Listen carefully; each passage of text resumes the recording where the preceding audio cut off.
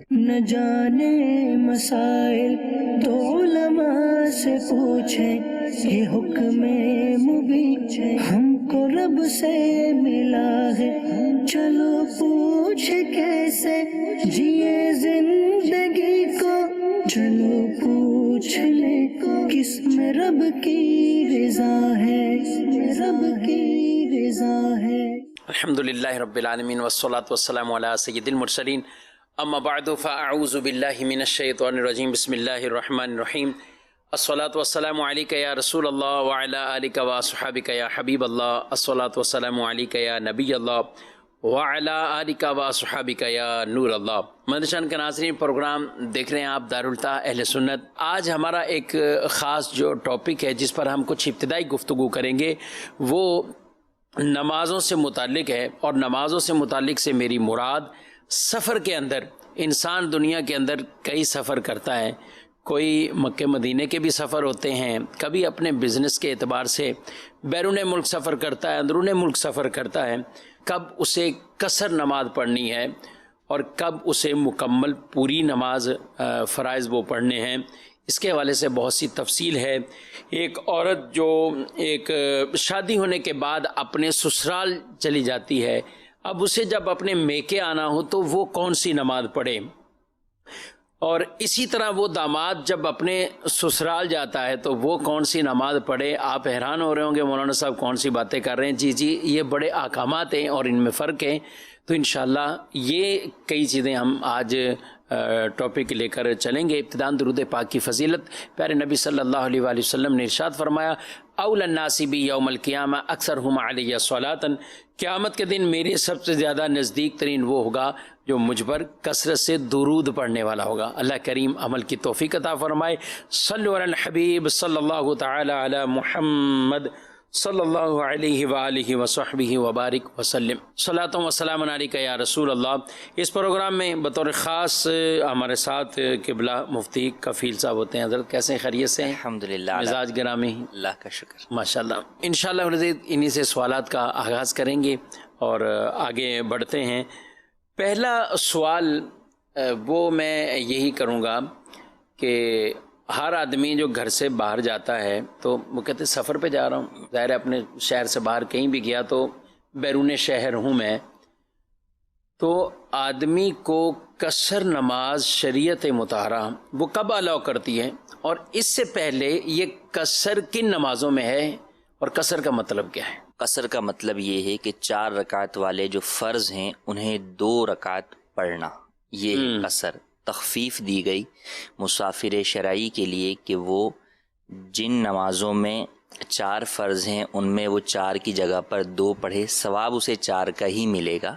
اور یہاں پر یہ بھی یاد رہے کہ یہ تخفیف لازم ہے، واجب ہے، یہ آپشنل نہیں ہے کہ نہیں جناب کسی کو پرابلم ہے تو وہ 2 پڑھ لے، ورنہ جناب جو زیادہ ثواب کمانا چاہے وہ 4 پڑھ لے، نہیں، ایسا نہیں ہے، بلکہ 2 پڑھنا ہی لازم ہوگی مسافر شرعی پر۔ 4 پڑھنا اس کے لیے جائز نہیں ہوگا، گناہ گار ہوگا۔ جیسے کوئی مکہ مدینہ شریف گیا ہوا ہے، اب وہ سوچے حرم کے اندر تو ایک نیکی کا ثواب لاکھ کے برابر ہے، اب یہاں آ کر بھی بندہ 2 رکعت کیا پڑھے، بعض لوگوں کے ذہن میں یہ ہوتا ہے، تو ایسا نہیں، وہاں پر بھی آپ اگر مسافر شرعی ہیں تو پھر 4 فرضوں کی جگہ پر 2 پڑھیں گے۔ ہاں یعنی ثواب زیادہ آپ نے کی کہ 4 فرض اور ان کو 2 پڑھنا، ان کو 2 پڑھنا، تو یعنی آپ کی گفتگو سے یہ کہ صرف فرائض کے اندر ہی قصر ہے؟ جی، قصر فرائض میں ہے، سنن و نوافل میں قصر نہیں ہے۔ ٹھیک ہے۔ البتہ بعض جگہوں کے اوپر سفر میں، جبکہ آپ کا سفر جو ہے وہ افراتفری میں گویا کہ جاری ہے، کسی جگہ پر آپ ٹھہرے ہوئے نہیں ہیں، تو وہاں پر سنتیں جو ہے وہ چھوڑنے کی اجازت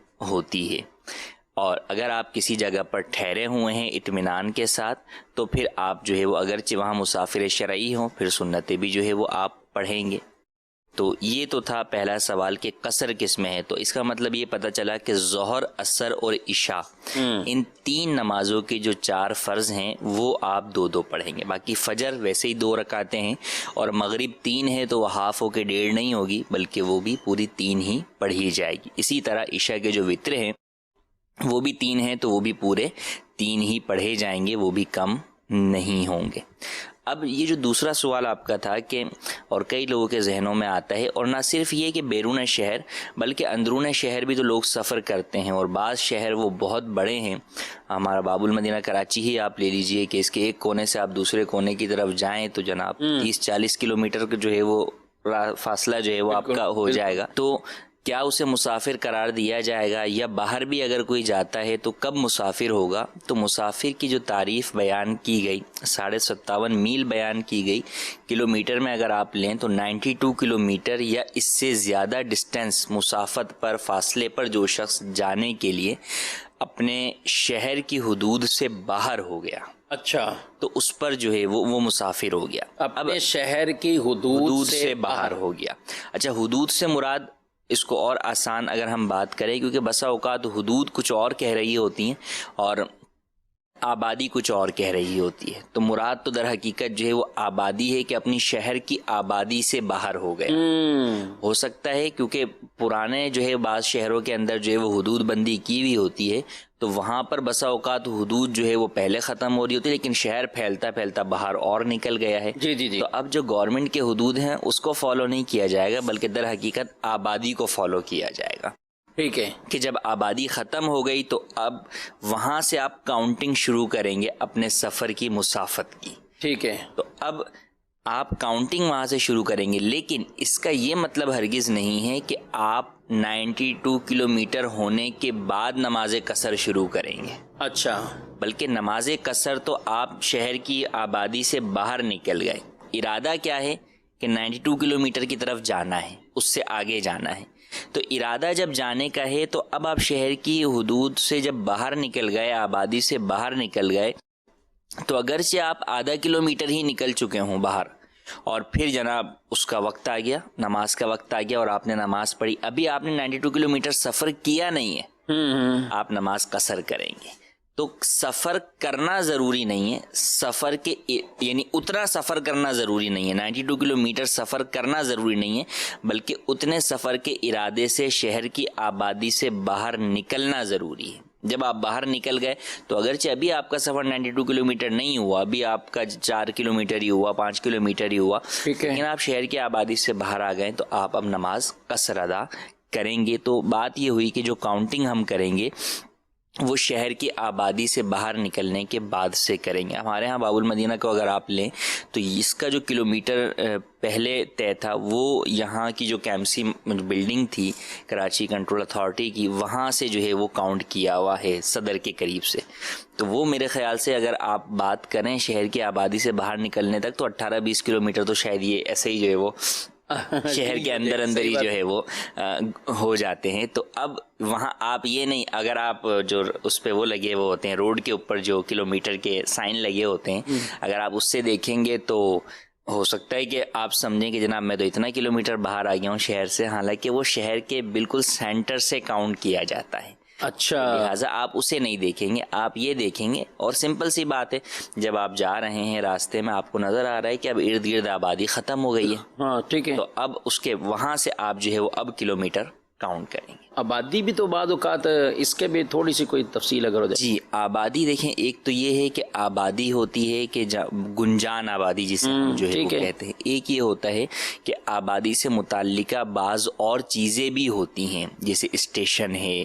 اب ہمارے ہاں تو اس طرف اسٹیشن نہیں ہے، لیکن دوسرے طرف جو ہے وہ اسٹیشن جو ہے وہ آ جاتے ہیں.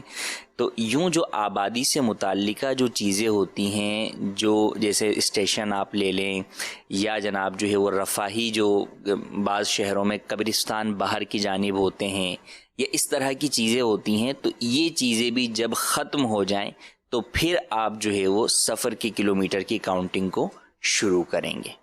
شہر کی ان آبادیوں سے نکلنے کے بعد یہ سفر جو ہے وہ شروع کریں گے. اچھا، یہ آپ نے کہا 92 کلومیٹر جانے کا ارادہ ہو، لیکن اگرچہ 10 کلومیٹر 5 کلومیٹر بھی آپ باہر چلے گئے، نیت آپ کی وہ دیکھی جائے گی.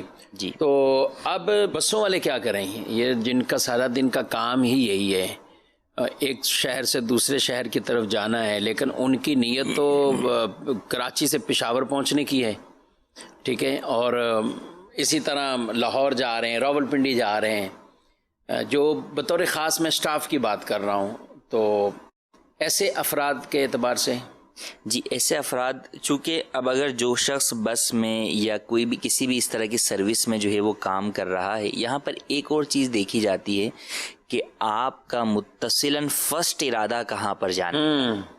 مثال کے طور پہ آپ کو جانا تو 192 کلومیٹر ہے یا 200 کلومیٹر جانا ہے، ٹھیک ہے، لیکن فرسٹ آپ کا ارادہ یہ ہے کہ پہلے میں نے 50 کلومیٹر پہ جا کر ایک کام کرنا ہے، اس کام سے وہاں سے فارغ ہوں گا، پھر دوسرے 50 کلومیٹر پر میں جاؤں گا، پھر اس سے فارغ ہوں گا، پھر تیسرے 50 کلومیٹر پہ جاؤں گا۔ ہمارے ذمہ داران کے طور پہ ہم اگر لے لیں دعوت اسلامی کے بھی، تو ایک کابینہ سطح یا زون جو بھی ہماری، تو یہ بھی کافی بہت زیادہ سفر پر ہوتے ہیں، جی ایسا ہی، لیکن ایک شہر میں جا کر ان کو کچھ اگر بیان کرنا ہے یا مشاورت رکھنی ہے، پھر اگلے شہر، پھر اگلے شہر، جی تو یوں تو اب اگر درمیان جو فرسٹ آپ کا ہے وہ 92 کلومیٹر نہیں ہے تو اب جو ہے وہ آپ مسافر نہیں ہوئے۔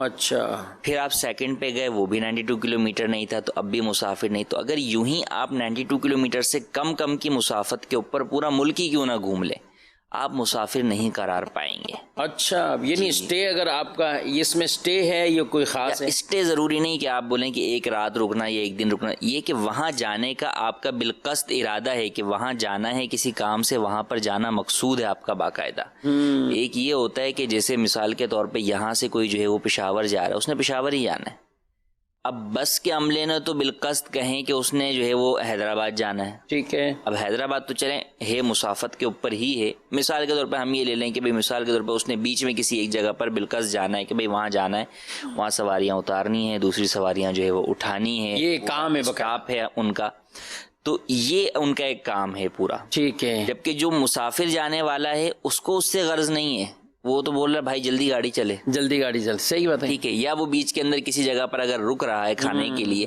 تو وہ کھانا کھانے کے لیے وہاں نہیں گیا تھا، صحیح، وہ تو راستے کے اندر چونکہ جو ہے وہ اسٹاپ آئے گا تو اس نے گزر بسر کرنی ہے، کھانا کھانا ہے، تو وہ بھائی ٹھیک ہے جو ہے وہ کھانا اس نے جو ہے وہ اتر کے وہاں سے لے لیا۔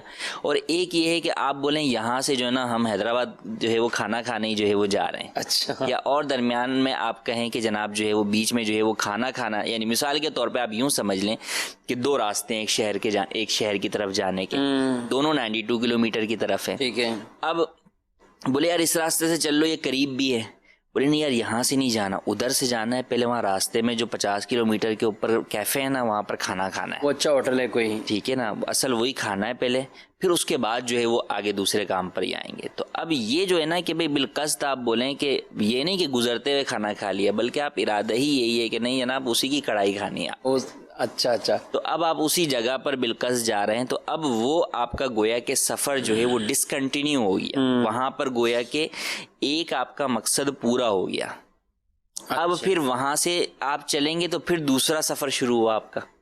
اچھا، اب دوسرے سفر کا ڈسٹینس دیکھیں گے کہ اگر اگلے سفر کا ڈسٹینس 92 کلومیٹر اور ٹھیک ہے پھر آپ مسافر ہو جائیں گے دوبارہ مسافر کی طرف، اور اگر نہیں ہے تو نہیں ہوگا۔ جیسے اب ذمہ داران کی ہم نے بات کی کہ وہ جاتے ہوئے تو مشورے کرتے ہوئے گئے، مسافر نہیں ہوئے، لیکن واپسی ان کو پتہ ہے کہ اب جب اسلام آباد سے ایک اسلام بھائی ہمارا چلا مشورہ کرتے ہوئے باب المدینہ پہنچ گیا، اب کراچی میں انہوں نے آیا، اب واپسی میں مشورے نہیں ہیں، سیدھا گھر جانا ہے، واپسی سیدھا گھر جانا ہے، تو واپسی میں مسافر ہو جائے، گرچہ سٹاپ کرتا جائے وہ تو راستے میں رکتے جائیں، گاڑیاں رکتی ہیں، لیکن جو ہے اب چونکہ واپسی ان کا مقصد کیا ہے، ڈائریکٹ جو ہے وہ اپنے شہر میں پہنچنا ہے، اب کوئی بیچ میں مشورہ یا کوئی اور چیز نہیں ہے، تو آتے ہوئے تو وہ مسافر ہوں گے کہ 92 کلومیٹر سے زائد مسافت پر وہ متصلاً جو ہے وہ جا رہے، لیکن جاتے ہوئے مسافر نہیں تھے۔ ناظرین یہ گفتگو کرنے کا مقصد یہ ہے، اس کو آپ ایک ٹیچنگ سیشن سمجھ لیں تو آپ کی دلچسپی بھی برقرار رہے، کچھ گفتگو بھی ہم اس طرح کی ساتھ مسائل کے اعتبار سے بطور خاص ہے کہ اس طرح کی بھی کیفیات ہوتی ہیں، ہزاروں کلومیٹر سفر کرنے کے باوجود، جیسے بتایا انہوں نے کہ پورا پاکستان بھی گھوم لیتا ہے، لیکن اس طرح جاتا ہے تو پھر بھی مسافر وہ نہیں شمار کیا جاتا۔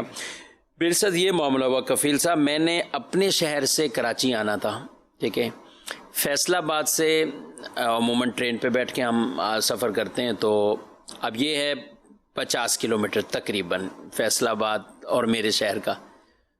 اب فیصل آباد میں رہتے ہیں مفتی عرفان صاحب، ٹھیک ہے، اب انہوں نے کہا بھئی آپ کو آنا بھی ہے تو جلدی آنا ہے، میرے گھر پہ آنا ہے، وہاں کھانا کھانا ہے، آپ کی دعوت ہے، اس کے بعد آپ کو جانا ہے، صحیح ہے۔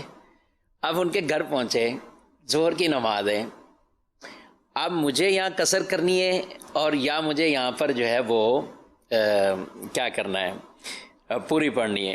اچھا میں نے ان سے کہا نہیں یہ بھائی میں تو مسافر ہو گیا شروع، ٹھیک ہے، آپ کے گھر کے کھانے کا ضمن تھا یہ سلسلہ، بالکل میں ویسے ہی لیٹ ہوں تو میں سیدھا ٹرین پہ جاؤں گا نا، میں تو آپ کے گھر پہ ہی ہوں نہیں. وہ کہنے نہیں آپ مسافر ابھی نہیں ہوئے، آپ نے میرے گھر کا ہی قصد کیا ہے، اور یہ وہ کیونکہ آپ کی ٹرین شام 6 بجے ہے، آپ کو کس چیز نے گھر سے 12 بجے نکالا، آپ کو کس چیز نے 11 بجے نکالا، آپ میرے گھر کے قصد سے اپنے نکلے ہیں اور پھر آپ کو یہاں 2 گھنٹے سٹے کرنی ہے. ایسے لطف کی بات کر رہا ہوں، ہم نے کھانا کھایا اور ہمارا آدھا پونا گھنٹہ اسی میں ہی گیا. پھر میں نے ان کو کہا آپ جماعت کرائیں، میں آپ کے پیچھے نماز پڑھتا ہوں، آپ مقیم ہیں یہاں پہ تو آپ کے پیچھے جو ہے نا وہ میں نماز پڑھتا ہوں.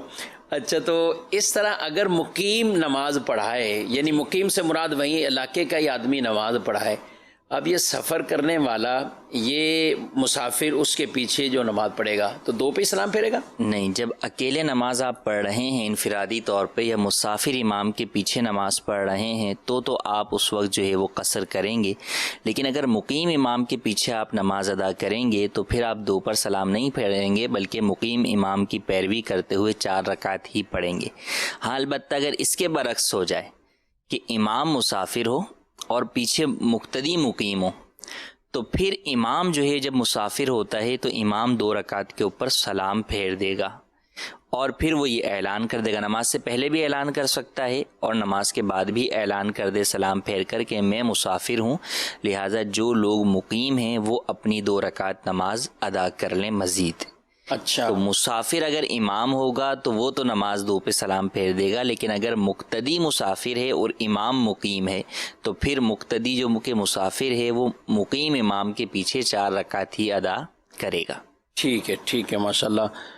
ناظرین کافی گفتگو ہماری ابتدائی ہو چکی اس میں، اور اچھا ایک چلیں آج آخری بات یہ کر کے پھر ہم آگے بڑھتے ہیں. 92 کلومیٹر آپ نے جو یہ کہا ہے، اس میں بالخصوص ہماری وہ بہنیں جن کی شادیاں ایسے شہروں میں ہو جاتی ہیں، نکاح ہو جاتے ہیں کہ اب ان کے آپس میں شہروں کے جو فاصلے ہیں وہ 100 کلومیٹر یا 150-200 کلومیٹر یعنی اس سے زیادہ ہی بن جاتے ہیں. اب بعض اوقات ایسا ہوتا ہے کہ 15 دن بعد یا مہینے بعد، بعض اوقات 2 مہینے بعد آنا ہوتا ہے. تو اب یہ بہن جب اپنے سسرال سے میکے آئے تو اس کو یہاں پر کون سی نماز وہ ادا کریں؟ دیکھیں اس کی چند صورتیں جو ہے وہ بن سکتی ہیں. نکاح ہوا لیکن ابھی رخصتی نہیں ہوئی، عورت میکے میں ہی رہ رہی ہے، اپنی فیملی کے ساتھ جو ہے وہ کسی سسرال کی تقریب میں شرکت کے لیے گئی، تو ابھی تک سسرال میں رہائش اختیار نہیں کی، لہٰذا ابھی تو سسرال میں وہ نماز قصر ہی پڑے گی اور میکے میں پوری ہی پڑے گی، کیونکہ ابھی تک رہائش اس نے میکے میں ہی رکھی ہوئی ہے. دوسری یہ صورت ہے کہ عورت نہ سسرال میں رہتی ہے نہ میکے میں رہتی ہے. مثلاً کراچی سے عورت کا نکاح ہوا جناب جو ہے وہ پنجاب کے کسی شہر میں، لیکن اب اس کے بعد وہ چلی گئی جو ہے وہ UK اپنے شوہر کے ساتھ. اچھا تو اب کہ اب یہ عورت جو ہے وہ اپنے سسرال میں رہی نہیں، گئی وہاں پر چند دن رہی اور لیکن اس کا وہاں ارادہ ہی نہیں تھا رہنے کا، اور اس نہ اس کے شوہر کو رکھنے کا ارادہ تھا، اس کو تھا کہ میں اپنی بیوی کو لے کے بیرون ملک اپنے ہاں لے جاؤں گا. تو اس صورت کے اندر عورت جو ہے وہ سسرال کے اندر بھی قصر جو ہے وہ کرے گی. ہاں میکے میں بھی واپس آئے گی تو قصر ہی کرے گی، کیونکہ میکا بہرحال اب وہ چھوڑ چکی ہے، میکا اس کا اب اپنا گھر وطن اصلی نہ رہا. تیسری صورت جو عام طور پہ پائی جاتی ہے کہ عورت کی رخصتی ہو کر وہ اپنے سسرال میں جا کر رہائش پذیر ہو گئی، چاہے شوہر اس کے ساتھ رہ رہا ہے یا یہ کہ شوہر بیرون ملک میں ہے لیکن عورت جو ہے وہ اپنے سسرال کے اندر رہائش پذیر ہے. تو اس صورت کے اندر عورت اپنے سسرال میں پوری نماز جو ہے وہ پڑھے گی، اور جب میکے آئے گی تو جب بھی میکے میں 15 دن سے کم رہنے کے ارادے سے آئے گی تو قصر نماز ادا کرے گی، جب 15 دن یا اس سے زیادہ رہنے کی نیت سے آئے گی تو پھر پوری نماز ادا کرے گی. اپنے میکے کے اندر بھی اپنے جو حالانکہ وطن اصلی تھا مگر اس کا وہ وطن اصلی ختم ہو گیا کہ جب عورت شادی کر کے چلی جاتی ہے تو پھر وہ واپس پلٹ کے نہیں آتی.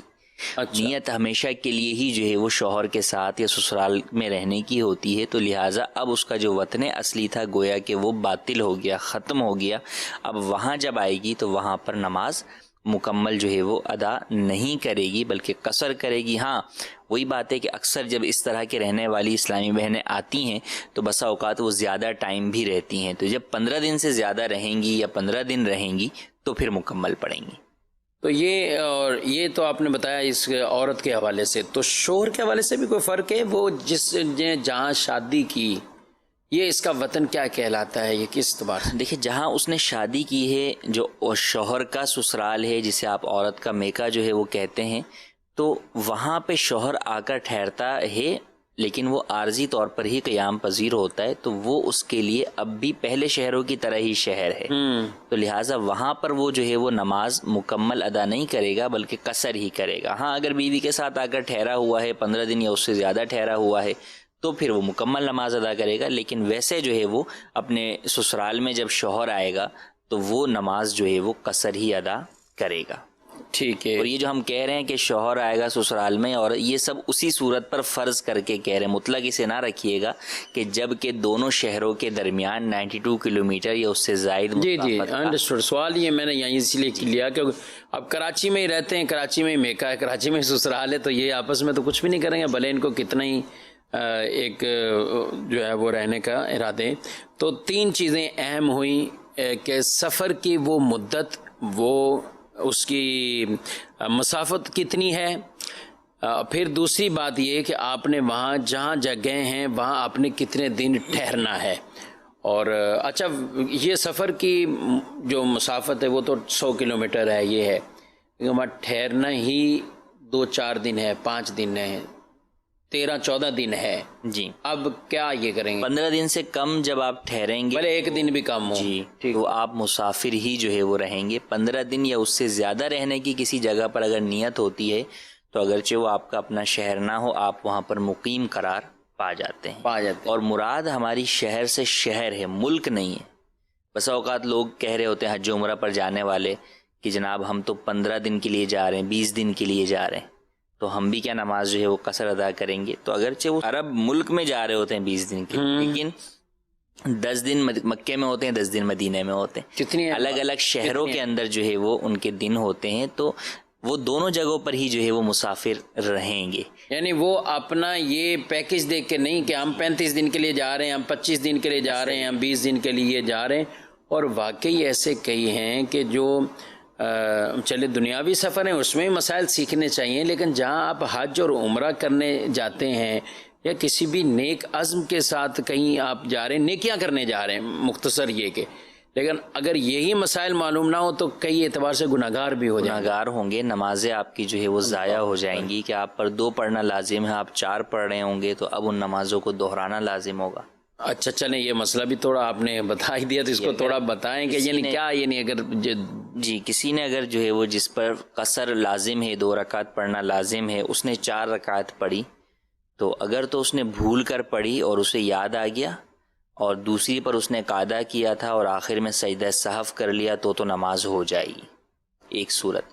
دوسری صورت یہ ہے کہ اسے یاد نہیں آیا، یا یہ کہ اسے مسئلہ ہی نہیں پتا تھا کہ مجھے یہاں پر 4 پڑھنی ہے 2 پڑھنی، اس لیے وہ 4 پڑھتا رہا، یہ زیادہ ہوگا، یہ زیادہ ہی ہوگا نا۔ دونوں صورتوں کے اندر بعد میں بہرحال ان نمازوں کو وہ نمازیں واجب الاعادہ ہوں گی، جبکہ ان نمازوں میں دوسری پر بیٹھا ہو، قاعدہ کیا ہو۔ جی اگر کوئی ایسی نماز تھی کہ جو اس نے دوسری پر بیٹھا ہی نہیں، تو چونکہ یہاں پر دوسری پر بیٹھنا یہ اس کا قاعدہ اخیرہ ہے جو کہ فرض ہے، تو اگر اس نے کوئی ایسی 4 رکعت نماز پڑھ لی اور اس کے ذہن میں یہ تھا کہ مجھ پر تو 4 ہی ہے، یا مسئلہ ہی نہیں پتا تھا 4 پڑھتا رہا اور اس میں دوسری پر بیٹھا نہیں تھا، تو وہ نماز تو دوبارہ پڑھنا فرض ہوگا، نئی نیت سے قضا کے طور پر جو ہے وہ اسے پڑھنی ہوگی۔ اور جس میں دوسری پر بیٹھا ہے اور مسئلہ نہیں پتا تھا یا جو ہے وہ بعد بھول کر پڑھی اور سجدہ سہو نہیں کیا تھا، تو واجب الاعادہ کی نیت سے ان نمازوں کو بھی دوبارہ پڑھنا ہوگا۔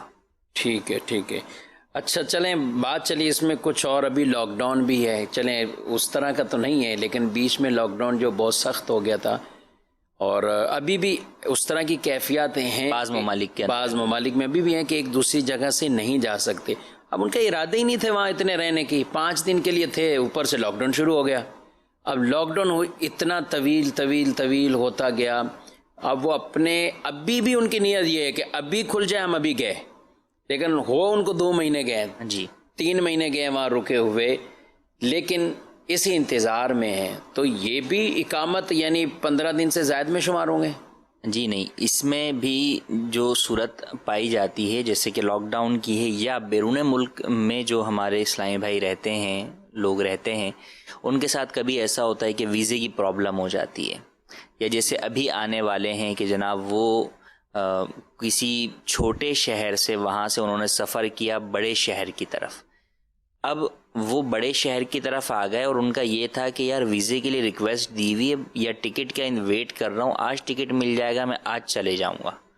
تو ایسے افراد اس انتظار میں اگرچہ انہیں مہینوں کیا سال گزر جائیں، وہ مسافر ہی وہاں پر جو ہے وہ شمار ہوں گے، وہ مقیم شمار نہیں ہوں گے، کیونکہ 15 دن کی ان کی نیت نہیں ہے.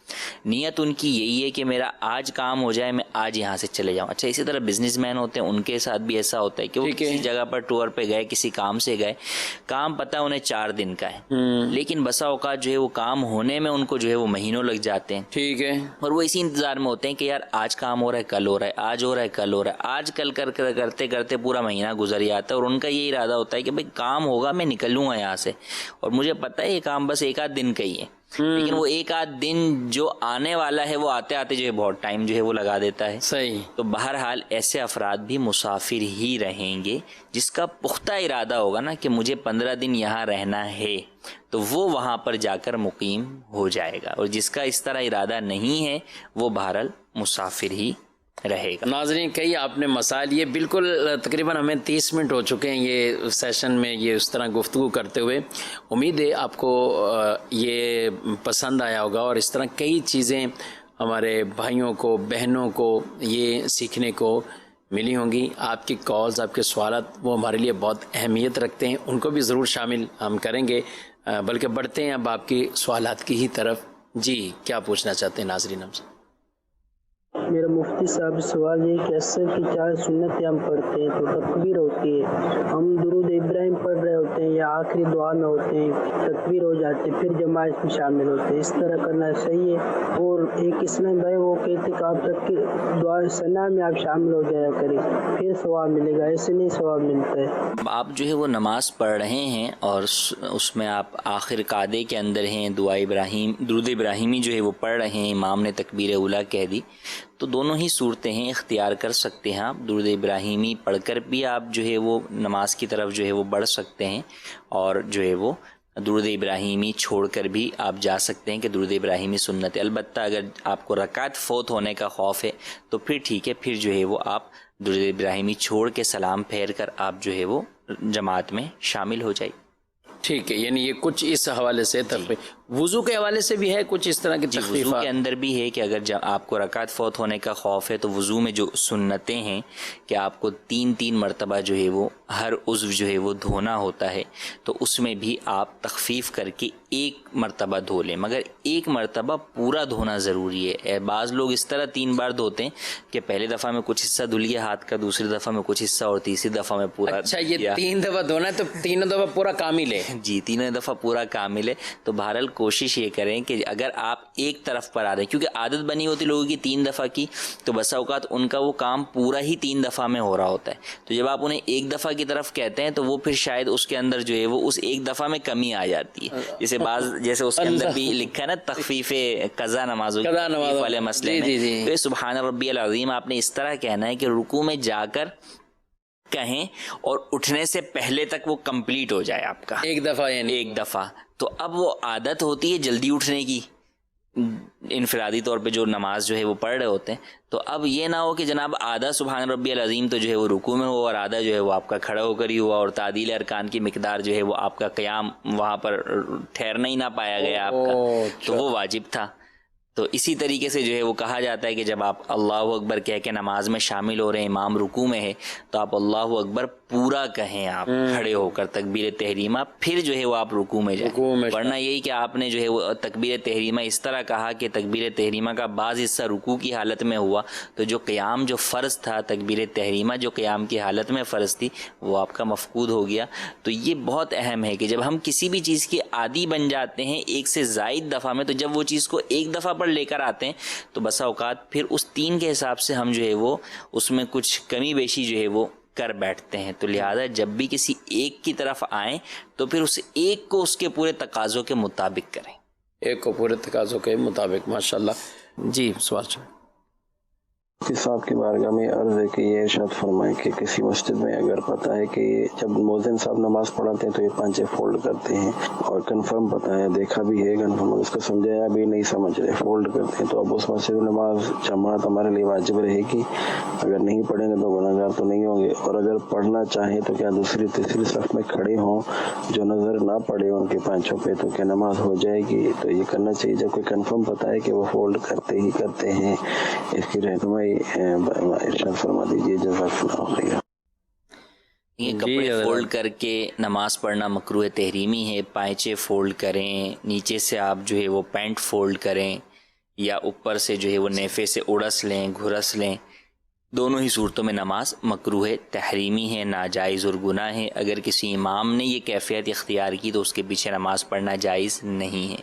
اب جب کہ آپ کہہ رہے ہیں کہ آپ مؤذن صاحب کو عرض کر چکے ہیں تو اور مسئلہ حل نہیں ہو رہا، تو پھر آپ مؤذن صاحب کے پیچھے نماز نہیں پڑھ سکتے، آپ کسی اور مسجد کے اندر قریبی مسجد میں نماز ادا کر لیجئے۔ اور یہ بھی ممکن ہے کہ اگر اصلاح امام صاحب کے ذریعے سے ممکن ہے تو انہیں ریکویسٹ کر دیجئے کہ آپ کی غیر موجودگی میں جب جو ہے مؤذن صاحب نماز پڑھاتے ہیں تو یہ مسئلہ ہو جاتا ہے، اور اس وجہ سے ہماری نمازوں میں جو ہے وہ خلل واقع ہوتا ہے، تو لہٰذا اس پر کچھ جو ہے وہ مؤذن صاحب کو جو ہے وہ سمجھا دیجئے، تو یوں بھی ممکن ہے۔ لیکن بہرحال اگر مسئلہ حل نہیں ہوتا تو یہ سمجھ لینا کہ ہماری نگاہوں سے اوجھل ہو جائے وہ چیز تو جناب ہمارے لیے اجازت ہو جائے گی، ایسا نہیں ہے۔ بہرحال آپ کو ان کے پیچھے نماز پڑھنے کی پھر اجازت نہیں ہوگی، چاہے آپ آخری صف میں ہوں یا کسی بھی صف میں ہوں۔ ٹھیک ہے، ٹھیک ہے، ماشاءاللہ۔ کچھ سوالات میسیج کے بھی جو ہے وہ لے لیتے ہیں۔ مغرب کی قصر کیسے کریں؟ لو بھائی، مغرب کی قصر کیسے کرنی؟ پہلا میسیج ہی یہ ہے، آپ بتائیں۔ جی، ہم نے جیسے پہلے ہی بتایا کہ مغرب کی نماز کی قصر نہیں ہوتی، قصر فقط ظہر، عصر اور عشاء کے 4 فرضوں میں ہوتی ہے کہ وہ 2 پڑھے جاتے ہیں، وہ بھی صرف فرائض میں، سنتیں وغیرہ وہ پورے اپنے اسی طریقے سے۔ یہ بڑا سوال ایک دو نے کر دیا، بھائی فرضوں میں تو آپ کہہ رہے ہیں لیکن سنت اس درجے میں تو نہیں ہے، تو سنتیں آپ پوری پڑھا رہے ہیں، فرض آپ آدھے پڑھا رہے ہیں۔ یہ سنتوں کا جیسے حکم بیان کیا کہ سنتیں جو ہے وہ ان کی وہ تاکید باقی نہیں رہتی، سنتیں پوری بھی چھوڑنے کی سفر شرعی میں اجازت ہوتی ہے، بعض صورتوں میں ہو جاتی ہے۔ جی، بالخصوص جیسا کہ ہم بیان کرتے ہیں کہ جو سفر چل رہا ہے، افراتفری جسے ہم کہتے ہیں، جب ٹرین میں آپ یہاں سے جا رہے ہیں، اب ٹرین کے اندر آپ ٹھہرے ہوئے نہیں ہیں کسی جگہ پہ، ایک سفری جو ہے وہ آپ کا چل رہا ہے، تو اب آپ سنتیں پوری بھی چھوڑ سکتے ہیں۔ تو اب اس اعتبار سے تقابل کریں تو دیکھیں فرض چھوڑنے کی اجازت نہیں دی جا رہی، اس کو کم کی طرف لایا جا رہا ہے، جبکہ سنتوں کو مکمل چھوڑنے کی اجازت دی جا رہی ہے، تو گویا فرض کا درجہ بڑا ہے نا، جبھی تو 4 سے 2 پر آ رہی ہے، اور سنت بالکل جو ہے وہ مائنس بھی ہو سکتی ہے۔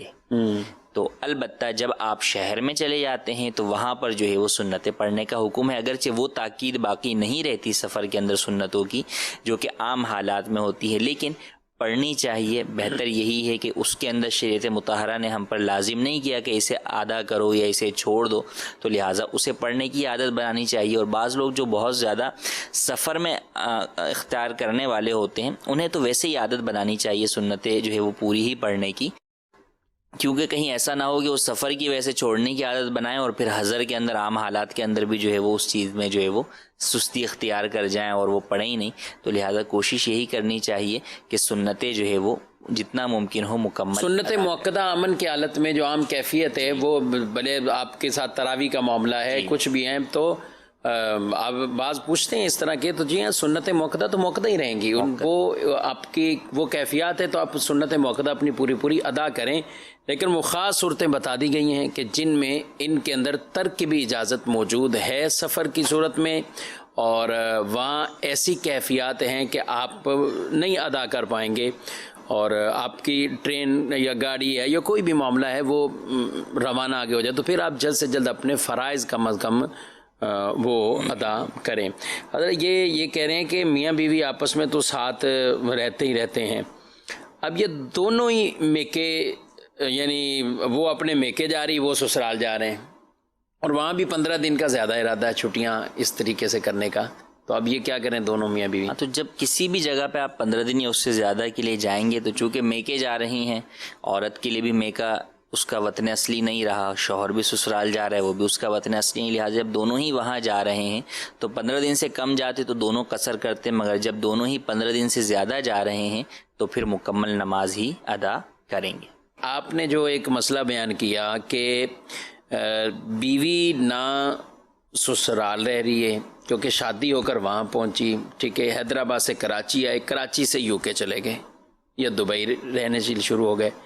اب یہ کراچی شوہر کا یہ شہر ہے اور اب یہ دبئی سے واپسی پلٹ کے کراچی آ رہے ہیں جی، اور یہاں اب ان کو رہنا ہے اور وہ رہنا بھی 15 دن والا نہیں ہے. تو یہ ہماری بہن ایک پوچھ رہی کہ اب ہم کیا کریں اس میں؟ جی، اس میں ایسے ہی ہے کہ جب کہ یو کے میں ان کی رہائش ہے، اب یو کے میں رہائش دونوں طرح کی ہو سکتی ہے کہ یو کے میں وہ وطن اصلی کے طور پر رہ رہے ہیں کہ یو کے کو ہی انہوں نے اپنا جو ہے مکمل ہمیشہ کے لیے جائے اقامت جو ہے وہ قرار دے دیا، اور یہ بھی ہو سکتا ہے فقط جاب کی غرض سے، جاب کی غرض سے، جیسے عام طور دونوں ہی صورتوں میں بہرحال اس سے ان کے یہاں کے معاملات پہ فرق نہیں پڑے گا کہ فی الحال شوہر کے لیے تو اس اگر دیکھیں جاب کے لیے شوہر وہاں پر گیا ہوا ہے تو شوہر کا جو آبائی شہر ہے وہ شوہر کے لیے تو وطن اصلی، ٹھیک ہے، شوہر آئے گا تو وہ تو نماز پوری پڑے گا، لیکن عورت نے اس جگہ کو بھی وطن اصلی بنایا نہیں ہے، یہ اس شہر کو سسرال والے شہر کو وطن اصلی بنایا ہی نہیں ہے اس نے. تو اب جب وطن اصلی نہیں بنایا تو پھر بہرحال جو ہے وہ عورت جو ہے وہ وہاں پر بھی قصر ادا کرے گی. لیکن اس کی ایک اور صورت بھی ہو سکتی ہے، اگر آپ دیکھیں کہ ایک عورت ہے جو اپنے کراچی جو ہے وہ سسرال میں آ گئی، یہیں پہ ارادہ تھا، اس وقت شوہر کی باہر جاب بھی نہیں تھی، یہی تھا کہ بھئی یہیں پہ ہی رہنا ہے، شوہر کے ساتھ ہمیشہ زندگی یہیں گزارنی. تو یہ تو ویسے ہی بیوی کا یہی ہوتا ہے نا، میں نے اسی کے ساتھ ہی رہنا ہے. اب نہیں، مگر اس وقت یہ تھا کہ بھئی شوہر بھی کراچی میں ہی تھا نا، یو کے کی جاب کا کوئی تصور ہی نہیں تھا، ٹھیک ہے، تو اب آ گئی تو اب وطن اصلی بنا لیا اس نے. اب 3 سال کے بعد شوہر کی جاب لگ گئی یو کے، اور وہ بیوی کو لے کے جو ہے وہ یو کے چلا گیا، ٹھیک ہے، اور یہاں سے ابھی اس نے جو ہے وہ ترک سکونت کیا نہیں، یہاں سے اس نے اپنی رہائش کو ہمیشہ کے لیے چھوڑا نہیں، شوہر نے. اب جو عورت وہاں پر گئی ہے تو اس نے یہ پیچھے والا وطن اصلی باطل نہیں کیا، جو اس نے سسرال کو وطن اصلی پہلے میکا تھا اس کو تو چھوڑ دیا کہ اب یہاں نہیں پلٹ کے آنا ہے. کہتے ہیں نا ہمارے یہاں کہ ڈولی اٹھ کے گئی ہے تو جو ہے وہ ڈولی ہی واپس ملنے تو آنا ہے. مفتی صاحب ایسا نہیں کریں. ان معنوں میں یہ کہہ رہا ہوں کہ دیکھیں کس قدر جو ہے وہ پکا ارادہ ہے، مطلب ایک کہ بھئی اب میکا گھر نہیں ہے، سسرال ہی گھر ہے، ٹھیک ہے، تو وہ ختم ہو گیا، اس کا بنا سسرال جو ہے وہ اس کا شہر وطن اصلی. اب یہاں سے بعد میں ارادہ کوئی تبدیل ہوا اور یہ یو کے یا کسی بھی بیرون ملک جو ہے وہ چلے گئے. اب وہاں پر جا کر اگر تو یہ نیت کر لی کہ بھئی اب سسرال میں بھی دوبارہ نہیں جانا، ختم، شوہر نے وطن اصلی ہی اپنا باہر بنا لیا اور عورت نے بھی وہیں بنا لیا، ٹھیک ہے، تو وہی کیفیت ہو جائے گی پہلے والی کہ جب واپس آئیں گے تو نہ میکے میں پوری نماز پڑھیں گے نہ ہی سسرال میں پوری نماز پڑھے گی، وہ دونوں جگہوں کے اوپر جو ہے وہ قصر کرے گی، جبکہ 15 دن سے کم رہنے کا ارادہ ہوگا. لیکن اگر یہ اس کا سسرال اس نے وطن اصلی بنا لیا، پھر کچھ سال کے بعد باہر گئی اور باہر بھی وطن اصلی نہیں بنایا، سسرال ہی وطن اصلی ہے کہ بھئی جاب کی غرض سے باہر رہ رہے ہیں 4 8 10 سال 12 سال، جب جاب ختم ہو جائے گی شوہر کے ساتھ واپس سسرال والے شہر میں آ جاؤں گی، تو اب سسرال اس کا بہرحال وطن اصلی ہی ہے. اب جب بیرون ملک سے آئے گی کراچی میں، اگر اس کا شہر ہے سسرال والا، تو یہاں پر مکمل نماز ادا کرے گی. البتہ یہاں سے جب جائے گی میکے، تو اگر سسرال سے میکے کے درمیان کا ڈسٹینس جو ہے وہ 92 کلومیٹر سے زیادہ ہے یا 92 کلومیٹر ہے، تو پھر میکے میں جو ہے وہ نماز وہ پڑھے گی، قصر کرے گی. کیا کتنی تفصیل ہے. اور آپ بھی تو گئے تھے ساؤتھ افریقہ، ساؤتھ کوریا، کہاں گئے تھے؟ ساؤتھ افریقہ گیا. ساؤتھ افریقہ گیا تھا فیملی کے ساتھ یا اکیلے؟ میں اکیلے جو ہے وہ گیا. تو کیا ارادہ تھا اس وقت کوئی فیملی بھی شفٹ کرنے کا یا کیا؟ اس وقت تو خیر ہمارا مختصر جو ہے وہ اس پر تھا پروگرام پر. نہیں آپ پتہ نہیں سال سے زیادہ میرے خیال رہے یا 6 مہینے تو رہے کم از کم 5 مہینے تقریباً جو ہے وہ 5 مہینے. یا آپ یعنی آپ کا ارادہ تھا اس وقت آپ؟ اچھا، اب یہ بھی ہوتا ہے کہ آپ جب جو ہے وہ جاتے ہیں، اب مثال کے طور پہ باہر سے آئے جی جی بیرون ملک سے آپ آئے، جی تو اب آپ آئے ہیں اور جو سسرال ہے آپ وہاں پر اتر رہے ہیں، ٹھیک ہے، اور وہ وطن اصلی ہے، اچھا ٹھیک ہے، لیکن وطن اصلی سے جو ماں کا جو گھر ہے وہ جو ہے وہ آپ کا مسافت سفر پہ نہیں ہے. اچھا جیسے کراچی کوئی آیا بیرون ملک سے صحیح، اور ٹھٹا جانا ہے اس نے، اچھا صحیح ٹھیک ہے ہے نا، تو اب مثلا ٹھٹا اگر مسافت سفر پہ نہیں ہے تو پھر اب یہاں جب اتر گیا اور یہ وطن اصلی ہے کراچی، ہاں تو اب جو ہے ٹھٹا میں بھی پوری نماز پڑھے گا، اچھا ٹھیک ہے ٹھیک ہے. اور ایک یہ ہے کہ وہ آیا ہاں اور وہ ڈائریکٹ ہی جناب جو ہے مثال کے طور پہ ٹھٹا میں ہی اترا. ہاں اللہ کا ایئرپورٹ بن جائے. یہ ایک مثال دے رہے ہیں، دیگر جگہوں کے اوپر ایسا جو ہے وہ ہے. ڈائریکٹ ہیں شہروں میں. تو اب وہ وہاں اترا تو اب وہاں پر جو ہے وہ قصر کرے گی عورت جب ڈائریکٹ وہاں اتری، کیونکہ پہلے تو سسرال کے وطن اصلی کی وجہ سے اس کا سفر ڈسکنٹینیو ہو گیا تھا، اچھا لیکن اب وہ سفر کنٹینیو ہو کے ڈائریکٹ جب اس جگہ پر اترا تو وہاں پر جو ہے وہ قصر کرے گی. کیا بات ہے جناب، ماشاء اللہ. جی مزید کچھ کاز آپ شامل کرتے ہیں. مفتی صاحب کی بارگاہ میں میرا سوال یہ ہے کہ کوئی شخص 30 کلومیٹر کے ارادہ سے اپنے گھر سے نکل کر کسی شہر میں رہتا ہے، وہاں وہ 10 دن کام وغیرہ کرتا ہے، 10 دنوں کے بعد اس کو کسی دوسرے کام کے لیے تقریباً 100 کلومیٹر دور شہر میں جانا پڑتا ہے، تو جو وہ نماز قصر ادا کرے گا وہ اسی شہر میں اگر اسی وقت ٹائم ہو جائے تو ادا کر سکتا ہے یا اس شہر سے اس کا نکلنا ضروری ہوگا؟ جی 10 کلومیٹر والے شہر سے اس کا نکلنا ضروری ہوگا کہ 10 کلومیٹر شہر کی آبادی سے جہاں باہر نکلے گا تو مسافر قرار پائے گا. اچھا جب تک باہر نہیں نکلے گا مسافر قرار نہیں پائے گا. یہ مسئلہ بھی بیرون ملک میں عام ہے. اگر آپ بات کریں دبئی کی تو جناب دبئی سے لوگ جو یہاں سے دبئی گئے وہاں پر جا کے 5 دن رکے اور پھر چلے گئے شارجہ. اچھا ٹھیک ہے. ٹھیک ہے، اب مجھے مسافت سفر کا نہیں معلوم لیکن میں ایک مثال کے طور پہ سمجھا رہا ہوں کہ اگر شارجہ جو ہے وہ مسافت سفر پر ہے 92 کلومیٹر اس سے زیادہ پر ہے. ٹھیک ہے. اب ہوتا ہے کیا ہے کہ فیلڈ میں لوگ کام کرتے ہیں، شہر سے باہر تھوڑا سا جو ہے وہ کام کرتے ہیں دوسرے شہر ٹھیک ہے. اور اس سے میں باہر، تو اب وہاں پر ہوتا ہے کہ ہفتہ وہاں رہتے ہیں اور واپس وہ ایک رات کے لیے آتے دبئی دوبارہ. اچھا تو اب ان سے پوچھیں آپ بیرون ملک گئے ہوئے؟ ہاں 6 مہینے ہو گئے بیرون ملک آئے ہوئے. اچھا اچھا آپ 15 دن کی مفتی صاحب بات کریں 6 دن سے، لیکن در حقیقت وہ دبئی کے اندر بھی مسافر ہیں اور شارجہ میں بھی مسافر ہیں. اللہ اکبر. وہ 6 سال 6 مہینے 2 سال بھی اگر وہاں پہ رہ رہے ہیں تو ان کا یہ جو ہے نا کہ جناب جو ہے وہ ہر ہفتے بعد جو ہے وہ ایک جگہ پر آ جاتے ہیں اور 92 کلومیٹر کا مسافت ہے دونوں جگہوں کے درمیان، تو وہ دونوں جگہ پر ہی جو ہے وہ مسافر جو ہے وہ قرار پا رہے ہوتے ہیں اور ان کو قصر نماز. حالانکہ وہ یہ سمجھ کے آ رہے ہوتے ہیں کہ ہم گویا کے گھر آ گئے کام پر سے دبئی، جناب ہفتے کا 1 دن ریسٹ کرنے کے لیے ہم تو گھر آئے ہوئے ہیں. تو وہ اگر ان کا گھر نہیں ہوتا تو وہاں پر بھی ان کو نماز قصر جو ہے وہ ادا کرنی ہوتی. اور یہ ڈرائیوروں کا تو عام سا مسئلہ ہے کہ جناب جو ہے وہ صبح مثلا اسلام آباد سے گاڑی لے کے یہاں آئے، اب یہاں سے پتہ ہے ان کو دوبارہ جو ہے وہ جانا ہے، تو اب ان کا جو ہے وہ کئی صورتوں کے اندر تو یہی ہے کہ یہ مسافر ہی جو ہے وہ رہتے ہیں. یعنی ایک دن میں بھی آدمی ایسا ہو سکتا ہے کہ اس نے کچھ نمازیں پوری پڑھی اور کچھ نماز سفر، اور یہ روزانہ کا بھی معمول ہو سکتا ہے. بہت بڑے بزنس مین، اچھا سیاستدان، بہت بڑے کوئی پروفیسر ٹائپ کے لوگ یا جن کے اس لیول پہ کام ہے، وہ اپنے اندرون ملک بھی جی وہ صبح کراچی ہیں اور شام ان کی اسلام آباد گزرے، بالفرض لاہور گزرے، فیصل آباد گزرے، پھر آگے فلائٹ پکڑتے ہیں، پھر عشاء ان کی دوبارہ واپسی کراچی آ گئی. تو ایسے تمام افراد کو یہ خیال رکھنا ہے.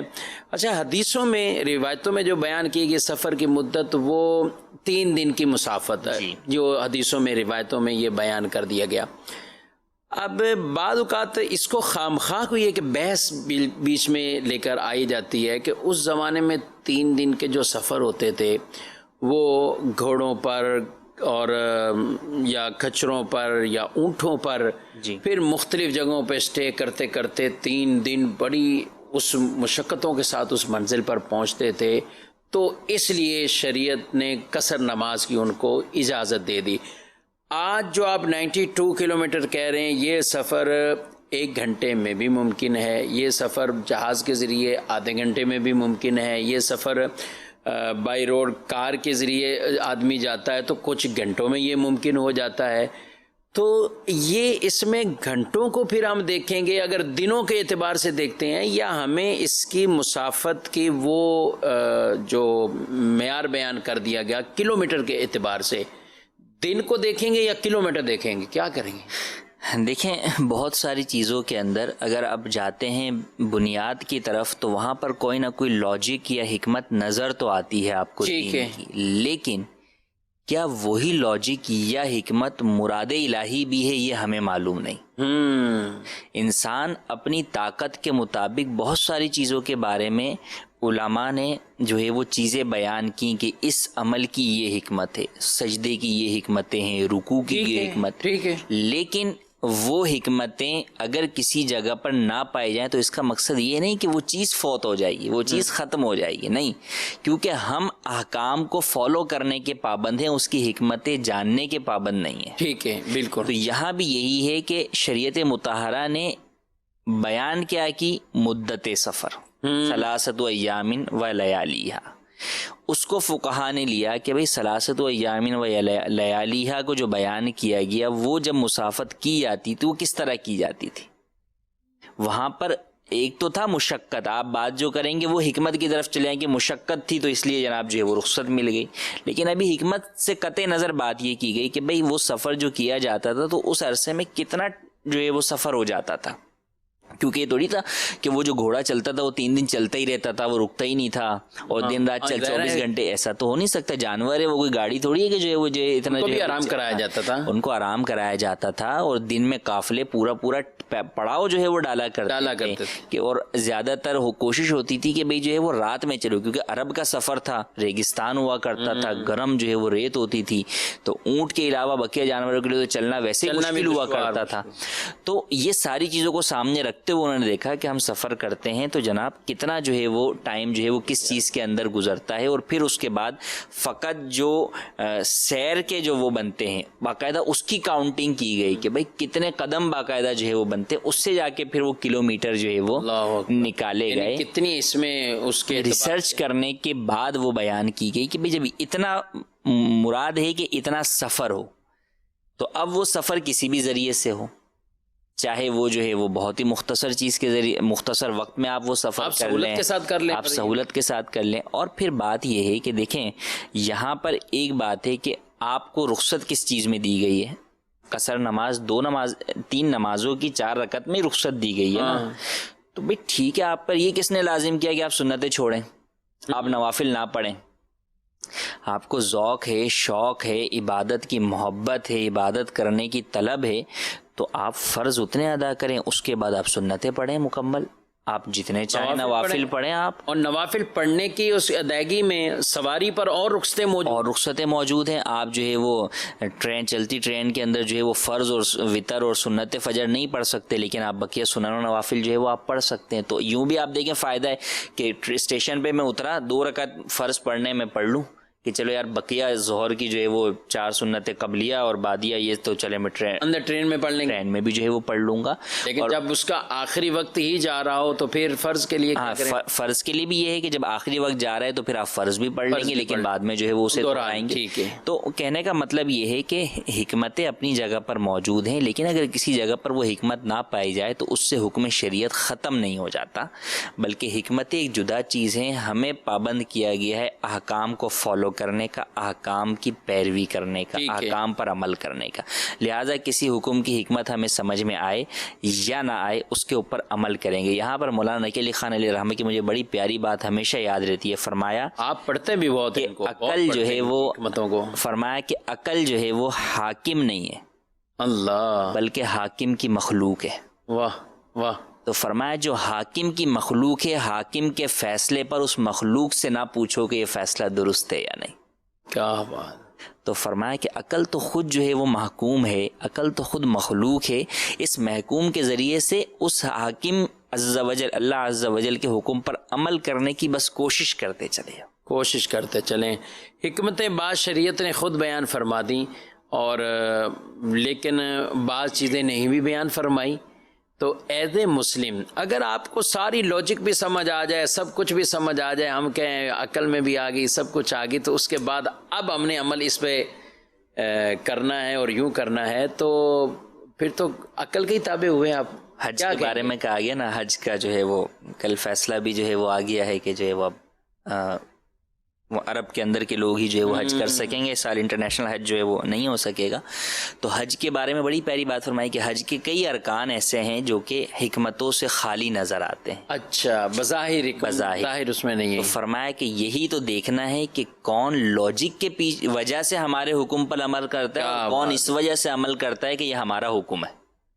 تو اصل تو یہ ہے کہ محبت کا تقاضا یہ ہے کہ آپ اپنے محبوب عز و جل، رب عز و جل کی بات کو اس لیے مانیں کہ وہ محبوب کا حکم ہے، رب کا حکم. سبحان اللہ. اب وہ چاہے میری عقل میں آئے یا نہ آئے. اللہ تبارک و تعالی ہمیں جو ہے وہ اللہ جو احکام ہیں ان پر عمل کرنے کی توفیق عطا فرمائے. دارالافتاء اہل سنت میں میرا یہ سوال ہے کہ جو نمازیں بحری جہاز میں پڑھی جائیں گی ان کا شرعی کیا حکم ہوگا، اور جو مسلمان بحری جہاز میں کام کرتے ہیں، پورا مہینہ بحری جہاز میں رہتے ہیں، سفر میں رہتے ہیں، نیز ان کی نمازوں کا کیا حکم ہوگا؟ جی، مسافت سفر تو اگر آپ دیکھیں تو نوٹیکل مائل کی مجھے نہیں معلوم کہ وہ کتنی جو ہے وہ بنتی، کیونکہ سفر میں جو ہے وہ کلومیٹر، سمندر میں کلومیٹر نہیں دیکھا جاتا، وہاں اس کے اپنے نوٹیکل مائلز ہوتے ہیں. 3 دن کے ہاں، اس کا الگ وہ جو ہے وہ ہے، اس کی مجھے وہ نہیں معلوم کہ نوٹیکل مائل کی مقدار کیا ہے. لیکن جو معاملہ ہے سفر کے وہ بھی یہی ہے کہ دیکھیں ٹرین کا جیسے آپ نے مسئلہ بیان کیا کہ بھئی ٹرین میں آپ چلتی ٹرین میں نماز نہیں پڑھ سکتے، لیکن ہوائی جہاز میں آپ نماز پڑھ سکتے ہیں. صحیح رہا ہے آئی نہیں کہ آپ بولے میں اترے گا تو پڑھوں گا، نہیں، آپ جو ہے وہ پڑھ سکتے، کیونکہ آپ اتریں گے تو کہاں اتریں گے؟ چلتے ہوئے جہاز میں آپ فضا میں ہی اتریں گے. یہی مسئلہ جو ہے وہ بحری جہاز کا بھی ہے، شپ کا بھی یہی ہے کہ جناب جب وہ کنارے پر ہے تو آپ کو اتر کے پڑھنا ہوگا زمین کے اوپر، لیکن جب وہ کنارے پر نہیں ہے، بیچ سمندر میں ہے، تو پھر آپ اس کے اوپر چلتے جہاز پر بھی نمازیں ادا کر سکتے ہیں. اور آپ مسافر ہیں تو قصر والی جو ہے وہ نماز ادا کریں گے. اور یہ نمازیں دوبارہ پڑھنی ہوگی؟ نہیں، یہ دوبارہ نہیں پڑھنی ہوگی. یہ چاہے ہوائی جہاز میں بات کی تھوڑی سی آپ سمجھائی دینا. اب ٹرین کی آپ دوبارہ پڑھا رہے ہیں جی، اور اس کی آپ کہہ رہے ہیں کہ نہیں. جی، اس کا علماء نے یہی بیان فرمایا کہ ہوائی جہاز اور جو بحری جہاز ہے، سمندری جہاز ہے، ان میں نمازیں پڑھنے کی اجازت یوں ہے کہ ان میں کوئی اترے گا اس وقت تو وہ کہاں اترے گا؟ اگر وہ ٹھہرے گا بھی جہاز تو سمندر میں ہی ٹھہرے گا. ہاں صحیح. تو اتر کے نماز پڑھنے کی جگہ ہی جو ہے وہ موجود نہیں ہے. ٹھیک ہے. جبکہ جو ٹرین ہے وہ زمین پر چل رہی ہے، وہ ٹھہرے گی تو آپ زمین پر اتر کے نماز ادا کر سکتے ہیں، اور اس کا رکنا ممکن بھی ہے اور رکتی بھی ہے اپنی ضروریات کے مطابق. جبکہ جو بحری جہاز ہے اس نے چلنا ہی سمندر میں ہے اور اس نے جو ہے وہ سمندر میں ہی رہنا ہے. تو اب وہاں پر یہ حکم ہے، یا فضا والا جہاز ہے تو اس نے فضا میں ہی اڑنا ہے، تو وہاں وہ رکے گا تو بھی فضا میں ہی رکے گا، تو پھر باہر نکل کے تو پڑھنے سے رہے. تو اسی طرح سمندر کے اندر ہے تو لہٰذا وہاں پر آپ جو ہے وہ دونوں جہازوں کے اندر نماز ادا کر سکتے ہیں. اور ان نمازوں کا اعادہ لازم نہیں، بلکہ سمندری جہاز میں یہاں تک بھی ہے کہ اگر کھڑے ہو کر پڑھنے میں چکر آنے کا اندیشہ ہو تو پھر آپ کو بیٹھ کر بھی نماز پڑھنے کی اس میں رخصت ہے. اچھا جی. اچھا، یہ جہاز میں پھر وہ مختلف کیفیات ہے، جیسے اب کشتیاں ہوں یا یہ وہ، اس میں تھوڑا ڈر خوف زیادہ ہوگا. جو بڑے جہاز ہیں کمرے بسا اوقات جو پتہ ہی نہیں چلتا کہ باہر کیا پوزیشن ہے، تو الگ الگ جو ہے وہ. آپ نے کیا کبھی سفر گئے ہیں؟ بحری جہاز میں تو سفر نہیں کیا. بحری جہاز میں نہیں کیا؟ ویسے جو ہے وہ لانچ میں وہ تو چھوٹا موٹا جو پانی کا یہ کر لیا، چلیں اس طرح کشتی میں بیٹھ گئے، لیکن بڑا اس والا نہیں کیا. تو یہ 80 سے پہلے یہی، اب امیر اہل سنت بھی اپنے واقعات بیان فرماتے ہیں نا، تو یہ بھی ایک تھا کہ 7 دن تک بیٹھے رہنا جو ہے وہ، اور پھر جانا مدینے کے اور اعلیٰ حضرت کے سفر سارے یہی ہیں. دونوں سفر یہی سفر تھے. یہی. اللہ کریم آپ لوگوں کی بھی یہ علم دین کی نشست میں شرکت، یہ آپ کے علم دین کی نشست میں شرکت کی ہے. علم دین سیکھنے کی فضیلت انشاءاللہ العزیز اللہ اپنی رحمت سے عطا فرمائے گا. اور مدنی چینل علم دین ہی پھیلا رہا ہے. الحمدللہ علم دین، نبی پاک علیہ السلام کی سنتیں، قرآن، حدیث اور فقہ حنفی کے مطابق احکامات یہاں بیان کیا جاتے ہیں. اللہ کریم ہم سب کو ان پر عمل کرنے کی توفیق بھی دے. مدنی چینل دیکھتے بھی رہیں، مدنی چینل کا ساتھ بھی دیتے رہیں. آمین بجاہ النبی الامین صلی اللہ علیہ وآلہ وسلم۔